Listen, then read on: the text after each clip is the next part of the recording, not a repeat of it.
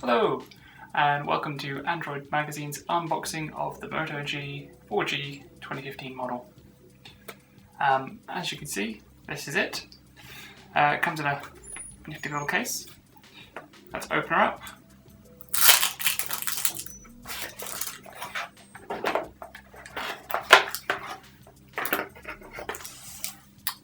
Take the protective case off there. Now, the Moto G 4G 2015, or second generation model, is quite a mouthful. The 4G they seem to do a 4G model every update, which is unusual to make 4G a specialist feature, but that's just how Motorola does it. So there's always a Moto E, a Moto G, and a Moto X. The latest Moto G 4G is very much in the same mould as the Moto X second generation model that came out last year. You can tell that by the 5-inch display and the dual speakers.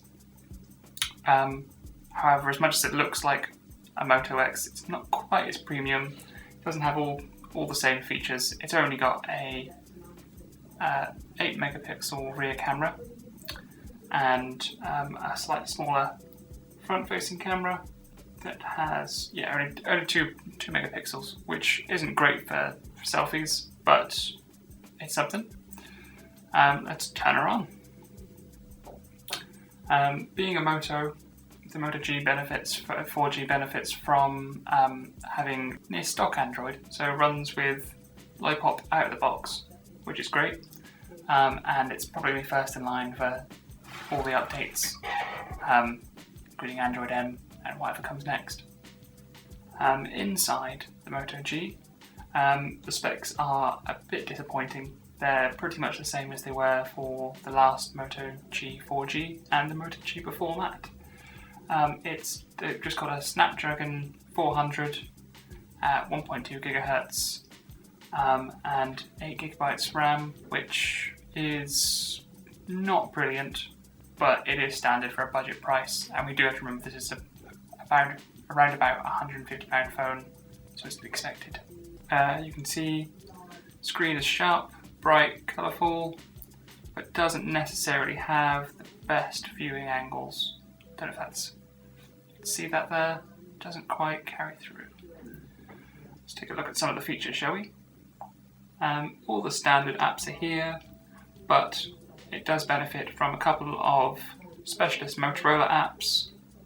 You've got the Moto Alert there, and Moto Assist, which is a very useful app in that it's very much like an automated assistant rather, a bit like IFT or something along those lines. You tell it where you live and tell you where you work, and it gives you useful information based on that. I think we have one more there. Well, that's just a migrate option, which will help you set up your phone. See that one there? But other than that, it's mostly all the stock apps and no unnecessary add-ons, which we always like, but some people don't. Some people like the bonus features. If we spin it over, take a look at the back. It's got a nice tactile, rubberized back. This pops right off, and you can replace it with different color cases if you like, different textures. We're fans. Got a nice headphone jack there, conveniently placed at the top. Makes it easier to just plug in, start listening to music, no fiddling around trying to find it on the bottom or the top or the side. Moto G 4G costs around £150, which is pretty good. It doesn't cost more than £20 or £30 more than when the first Moto G launched a couple of years ago. But it's not quite as impressive as it used to be.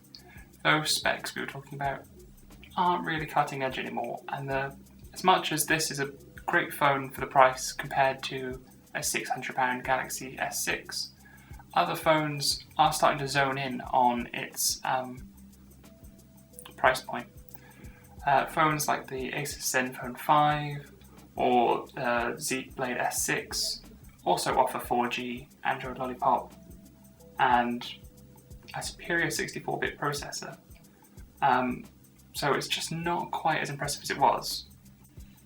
Launched at the same time as the Moto G, the Motorola also launched the Moto E, which doesn't have quite the same screen quality, it doesn't have the camera, but it does have 4G, it does have Lollipop, and it's only £99. So we can recommend the Moto G if you've never had one. This is the best Moto G there's ever been, but it's not necessarily the best budget buy anymore, so weigh that up.